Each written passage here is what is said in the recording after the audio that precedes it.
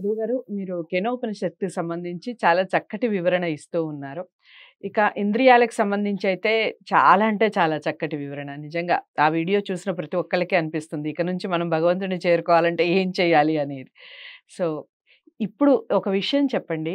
మామూలుగా మనం ఈ ఏ పనులు చేయటం వలన ఏం జరుగుతుంది అని, లేదా ఏ ఇంద్రియంలు ఎలా ఉండటం వలన మనం భగవంతుడిని చేరుకుంటాం అనేది మీరు గత వీడియోలో చెప్పారు. మరి పరమాత్మని చేరుకోవాలి అంటే, పరమాత్మని మనం పొందాలి అంటే, బుద్ధి కుశలత అంటూ ఉంటారు కామన్‌గా. అవును. మరి ఎలాంటి బుద్ధి ఉండాలి అంటారు? ఎలాంటి బుద్ధి ఉన్నవాళ్ళు పరమాత్మని చేరుకోగలుగుతారు చెప్పండి? మీరడిగిన ప్రశ్న యోగ శాస్త్రానికి సంబంధించిందది. హ్మ్.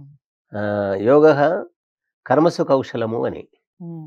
అంటే ఏదైతే పని ఉందో అది చాలా జాగ్రత్తగా మనసు పెట్టి చేస్తే అది యోగం అవుతుంది అని. హ్మ్. హ్మ్. అది. మనస్సు పెట్టి చేసే గొప్ప పని ఏదైతే ఉన్నదో హ్మ్. దానికి యోగం అని పేరు. హ్మ్. అదనమాట. కౌశల్యం అన్నమాట. కౌశల్యంతో కూడుకున్నది. హ్మ్. కాబట్టి బుద్ధి చాలా అవసరం ఏ పని చేసినా. బుద్ధిర్జ్ఞానేన శుద్ధ్యతి అన్నారు. హ్మ్. హ్మ్. కాబట్టి బుద్ధి అనేది జ్ఞానము చేతనే పరిశుద్ధం అవుతుంది. హ్మ్.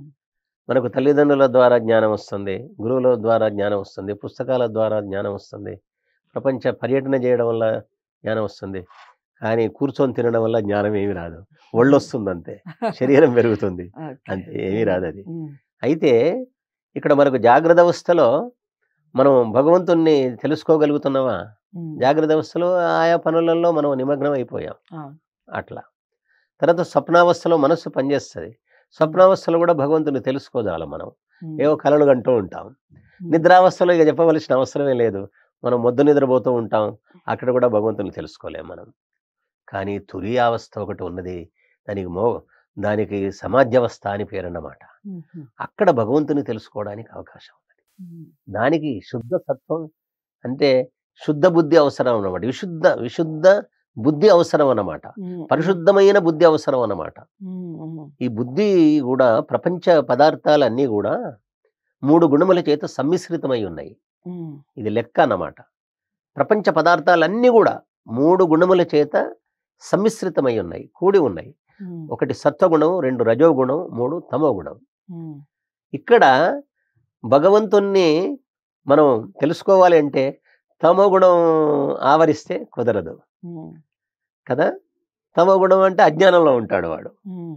మోహంలో ఉంటాడు. తర్వాత రజోగుణం కోరికలతో ఉంటాడు.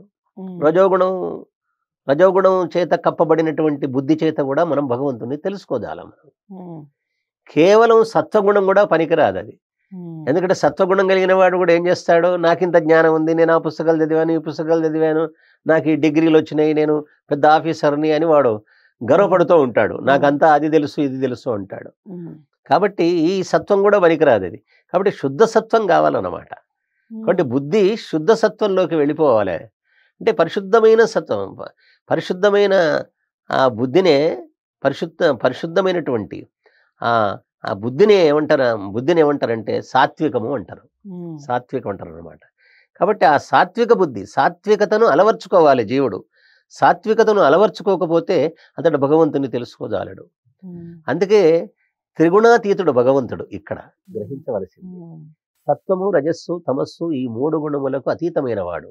హ్మ్. అందుకే కృష్ణుడు అర్జునుడిని భగవద్గీతలో నిస్త్రైగుణ్యో భవ అర్జున అంటాడు. హ్మ్. ఈ 3 గుణాలను అధిగమించరా బాబు అని చెప్తాడు. హ్మ్. ఏమి 3 గుణాలు. ఎందుకు త్రిగుణ రహితుడన్నమాట భగవంతుడు. ఈ హ్మ్. 3 గుణాలకు అందడు. ఇంద్రియాలకు అందడు అనే విషయం మనకి ఇదివరకు వీడియోలో చదువుకున్నాం మనం. తెలుసుకున్నాం. తెలుసుకున్నాం మనం. హ్మ్. హ్మ్. జ్ఞానేంద్రియాలకు, కర్మేంద్రియాలకు భగవంతుడు దొరకడు. మనస్సుకు కూడా దొరకడు. వాక్కు కూడా దొరకడు అని తెలుసుకున్నాం. హ్మ్.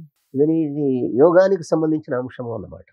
బుద్ధి, బుద్ధి ఉన్మాదం గూడా తగ్గిపోవాలి. హ్మ్. భాగవతంలో ఆహ్, గజేంద్రుడు, గజేంద్రుడు గురించి పోతన గారు ఓ పద్యం చెప్తాడు ఆయన. హ్మ్.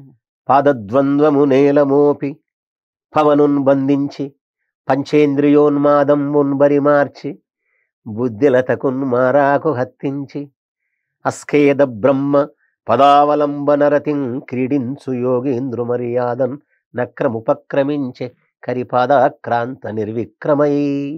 హ్మ్. అక్కడేమో పాదద్వంద్వము నేలమోపి పవనున్ బంధించి అంటే శ్వాసను ఆపి పంచేంద్రియోన్మాదంబున్ పరిమార్చి అన్నాడు. ఈ 5 ఇంద్రియముల యొక్క ఉన్మాదాన్ని ఆపేసి బుద్ధిలతకున్ మారాకు కత్తించి అంటాడు అక్కడ. ఏమండి, ఆ బుద్ధి కూడా ఆబ్సెంట్ అయిపోవాలి. ఎందుకంటే భగవంతుడు మన మనస్సుకు దొరకడు. అంతఃకరణమే 4 రూపాలలో మనకు కనిపిస్తుంది. అంతఃకరణం అది సంకల్పిస్తే మనస్సు, ఆలోచిస్తే చిత్తం, నిశ్చయిస్తే బుద్ధి, నేను నాది అంటే అహంకారం. ఇదన్న 4 రూపాల్లో ఈ అంతఃకరణం అనేది ప్రత్యక్షం అవుతుంది. అది ఇది ఇది ఇది ఉంది. కాబట్టి ఈ బుద్ధికి సంబంధించినటువంటి ఉన్మాదాన్ని కూడా పక్కన పెట్టేసేయాలి. కాబట్టి వీళ్ళు సత్వగుణ ప్రధానులే కాదు, రజోగుణ ప్రధానులే కాదు, తమోగుణ ప్రధానులే కాదు, ఈ త్రిగుణములకు అతీతంగా ఉండవలసినటువంటి అవసరం ఉన్నది. అందుకే మనం భగవంతుని ధ్యానశీలుడు కావాలి. అది భగవంతుణ్ణి ధ్యానం చేయాలి. భగవంతుని ధ్యానం చేయడం వల్ల ఏమవుతుంది అంటే ఈ త్రిగుణముల నుంచి మనం దూరంగా ఉండగలుగుతాం. మనం అంటే తమో గుణానికి, రజోగుణానికి, సత్వగుణానికి దూరంగా ఉండగలుగుతాం. అట్లా ఉన్నప్పుడు ఏమవుతుంది అంటే మనం భగవంతుని తెలుసుకోగలుగుతాం. ఎందుకంటే మొదలే చెప్పినాడు ఇక్కడ, మనస్సుకు అతడు అందడు అన్నాడు. మనస్సు అంటే బుద్ధే కదా, బుద్ధి రూపమే. మనస్సు యొక్క మరో రూపమే బుద్ధి అన్నమాట. కాబట్టి బుద్ధికి అందడు అన్నప్పుడు ఏమిటి, బుద్ధి పని చేయదు. అది కానీ ఒకటే అన్నమాట, బుద్ధి చేత భగవంతుడంటే ఎవరో తెలుసుకోవడానికి బుద్ధి ఉపయోగపడుతుంది అదన్నమాట. కాశీకి పోవడానికి మనం ఎక్కిన కారు ఉపయోగపడుతుంది, కానీ అక్కడ కారును విడిచిపెట్టేసి మందిరంలోకి మనం వెళ్ళాలి, తప్పదు. అది అవునా కాదా? అంటే ఏమిటి, బుద్ధి అనే వాహనాన్ని ఎంతవరకు ఉపయోగించుకోవాలో అంతవరకు ఉపయోగించుకోవాలి. దానికి అతీతమైనటువంటి వాడు ఆయన, మనస్సుకు అతీతమైనటువంటి వాడు. అందుకే మనహ అన్నాడు ఈయన. మనస్సుకే మనస్సు అన్నాడు ఇక్కడ, ప్రాణానికే ప్రాణం అన్నాడు. కాబట్టి మనం ఈ యొక్క త్రిగుణములకు అతీతంగా ఉండవలసినటువంటి అవసరం ఉన్నది. తర్వాత మన బుద్ధి ఏదైతే ఉన్నదో ఈ బుద్ధిలో ఉన్నటువంటి కాలుష్యములు, మలినములు ఏవైతే ఉన్నాయో వీటిని తొలగించుకోవలసిన అవసరం ఉన్నది. అప్పుడే ఆ భగవంతుని యొక్క సాక్షాత్కారం మనకు కలుగుతుంది. ముఖ్యంగా ధారణ అంటే మనస్సును ఒక చోట నిలపడం అన్నమాట శరీరంలో. ధ్యానం అంటే ఆ మనస్సులో భగవంతుని మాత్రమే ధ్యానించడం, అంటే భగవంతుని యొక్క జ్ఞానం మాత్రమే ఉండడం, ఇది ధ్యానం. తర్వాత సమాధి స్థితి ఉంది.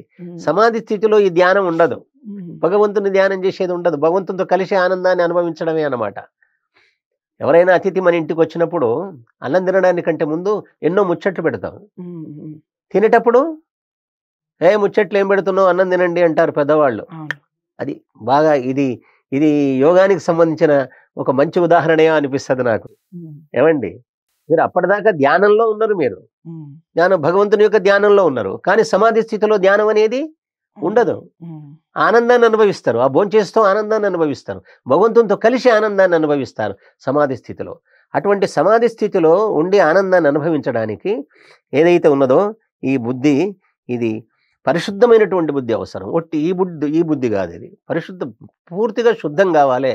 అలాంటి బుద్ధి కలిగినటువంటి ధీరులు మాత్రమే భగవంతుణ్ణి వాళ్ళు సాక్షాత్కరించుకోగలరు అని మనకు చెప్తుంది ఉపనిషత్తు. చాలా అంటే చాలా చక్కటి వివరణ.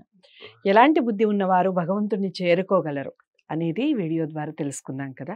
మరి మనం ఎలాంటి బుద్ధి కలిగి ఉండాలి ఇక నుండి అనేది మనం పిల్లలకి చెప్తూ మనం కూడా అది ఆచరిస్తూ ఉన్నాం. తప్పకుండా ఇలాంటి వీడియోస్ అందరికీ షేర్ చేయాలి.